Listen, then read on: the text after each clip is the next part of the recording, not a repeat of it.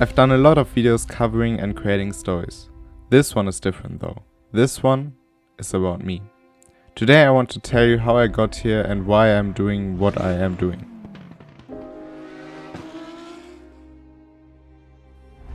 I always was a car guy. My life always focused around cars, whether it was outdoors, on television or in my children's room.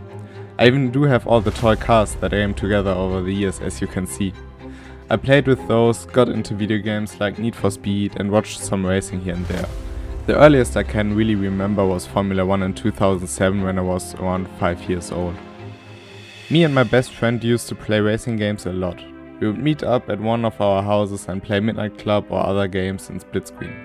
When he showed me Gran Turismo 4, I was stoned. So many cars, so many tracks and a very good graphic for that time. I needed to have it.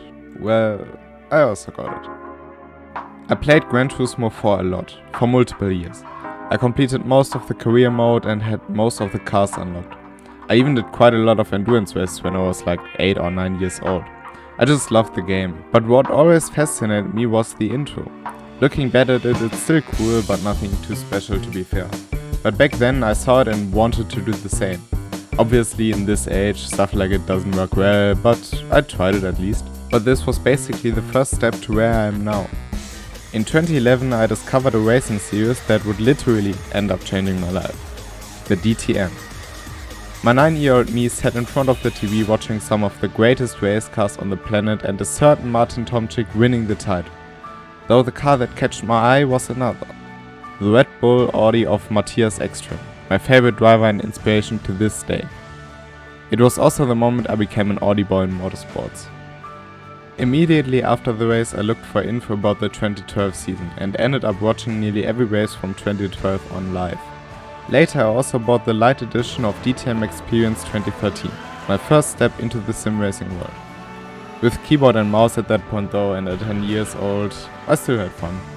Over time I discovered new racing series and racing games. I began to watch the ADAC GT Masters and GT4, Formula E and my favorite event of the year nowadays, the glorious 24 hours of the Nürburgring. In more recent times the list expanded a lot with series such as NASCAR, the WEC, the British GT and many more. Watching the race movies and trailers for the 24-hour Nürburgring race rekindled my fascination for cinematics and racing stories as I had them in Gran Turismo 4. But that would be important for later in my life.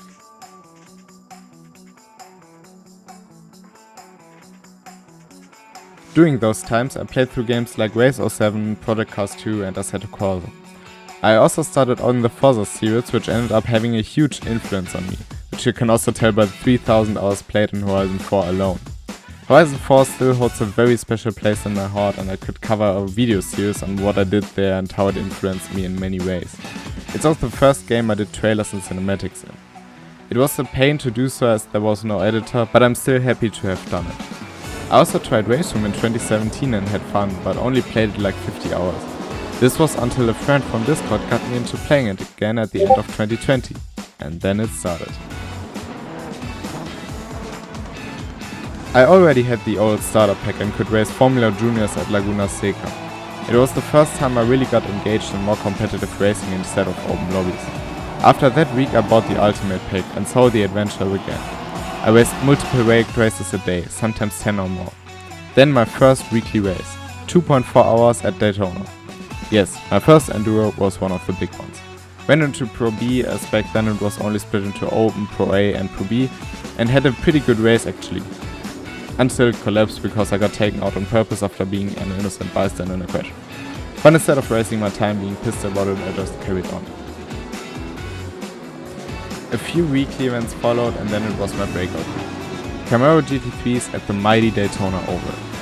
And when I saw that combo, I was hyped. So hyped in fact, I wanted to do something special. What came out of it? My first trailer in Race Room.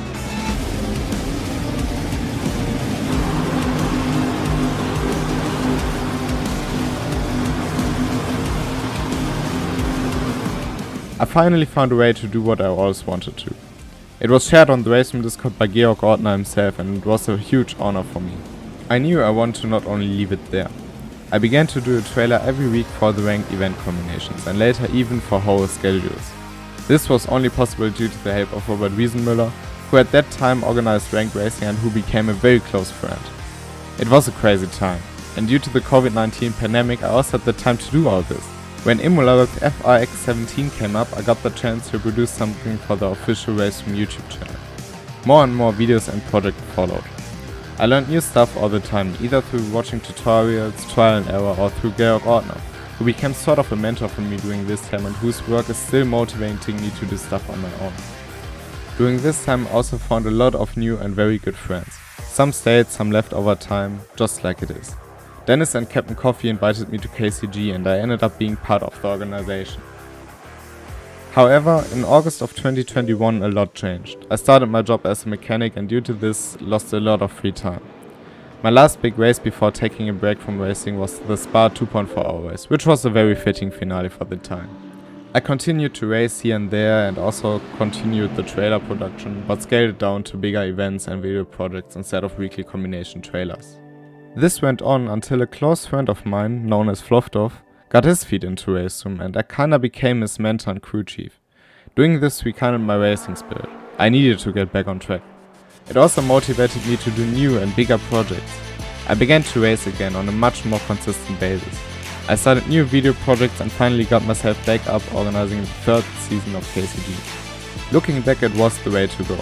Cool projects, a highly competitive season of KCG and great racing and track followed. And this is where I am now, with great people around me. Looking back, there were some really great times I had. Obviously not everything went smooth, but overall I was very lucky with the things happening. Let's see what the future holds.